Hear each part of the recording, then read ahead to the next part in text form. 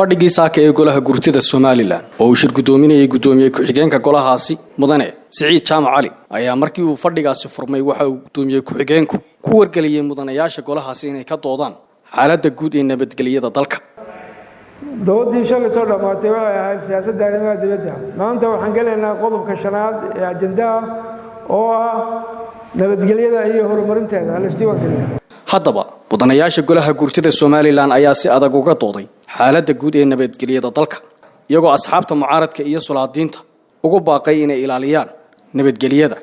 haddana waxa weeyaan wixii aan ka ahaa taladii Somaliland iyo tacabkii Somaliland baan inay noqono meel fadhiya ama laba inan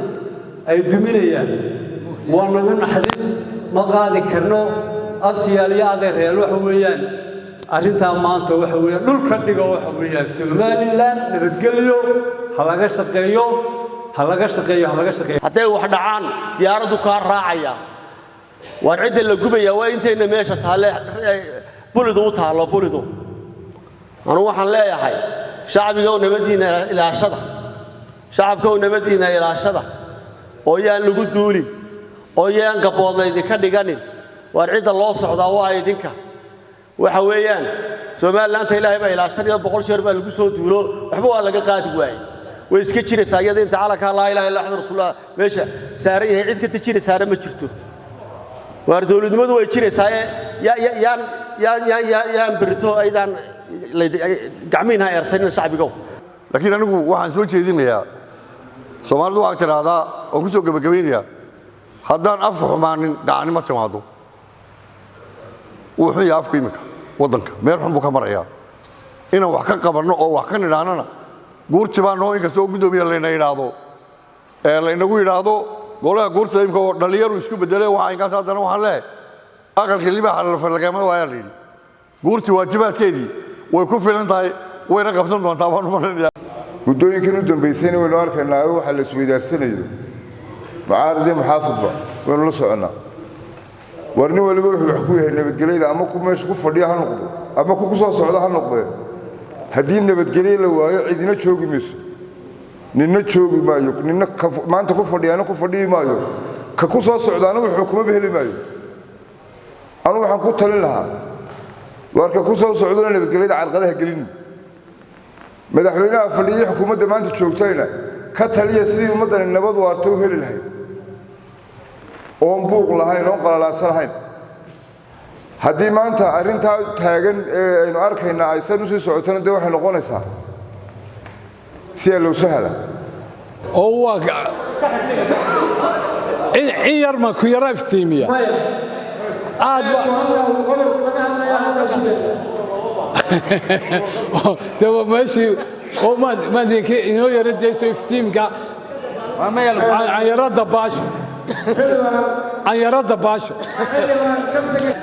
soo jeedin weeye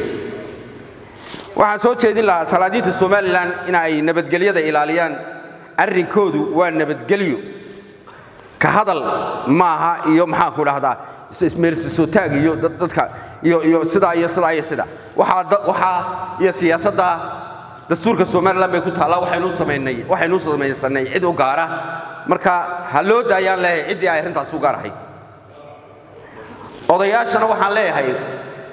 waan idinkuna sidaas oo kale u daaya cidii aynu sameysay xusbiyaynu sameysay ka hadlaan golayaal baa loo sameeyo ka hadlaya xukuumadda waddanka soo ka hadlaysa taana waxaan leeyahay loo daayo cidii waxa kaloo soo jeedinaya oo anigu aad u ogahay magaalada gudaheeda habeenkii haddii 10 kaamirad ay gaadho oo socoto waxaad arkaysaa dad reewaajida oo ajaanaba oo dalka u dhalin iyo ay wada socda aydaas waxay shad ka dheregtay haydaas waxay shad laga dheregiyey ayaad arkaysaa waxaa taana u soo jeedinaya bal magaalada hoos loo eego ninka kursiga doonaya ilka ku cararayo horta bulka hoos u eego meesha wax ka doonaysaa waa dad kale horta hoos u eego marka dhulka eegtade iyaad kursiga gaari doontahay adigana intaasaa ku soo jeedinaya tan kaleeto waxa weeyaan waxaan moodaa inagu waxaan hadda taagnayn inaynu u sii sacabtuno ma aha nabadgelyada dalku wax huma ee waa fiican tahay xaaladaha jiraan golaha guurtidu marxalad buu leeyahay marxalad aan hadda isaga aan ahayn waqtigeediina inuu hor cararo ma aha goluhu waxa weeyaan wixii waajibaadkiisa ah wuu garanayaa wuu aqoonsan yahay waqtiga ay timaadana waa gudanayaa